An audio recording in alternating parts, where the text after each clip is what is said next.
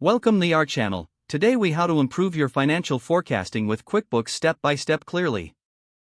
To improve your financial forecasting using QuickBooks, start by gathering relevant data from your business. Open your QuickBooks application and navigate to the Reports section.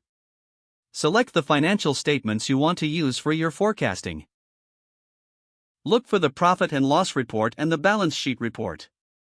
Export these reports to an Excel spreadsheet for easier analysis. Analyze your historical data to identify trends in sales and expenses. Use this data to make informed assumptions about future performance. Set specific financial goals based on your analysis. Next, create a new budget in QuickBooks. Go to the Company menu and select Set up Budgets.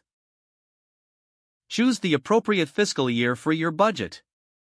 Select the type of budget you want to create, whether monthly or yearly. Enter the projected figures for each category in your budget based on your analysis. Once you've created your budget, review it thoroughly for accuracy. Use QuickBooks forecasting tool to compare actual performance against your budget.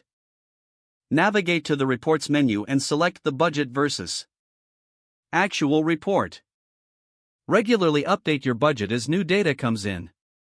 Consider adjusting your forecasts as market conditions change.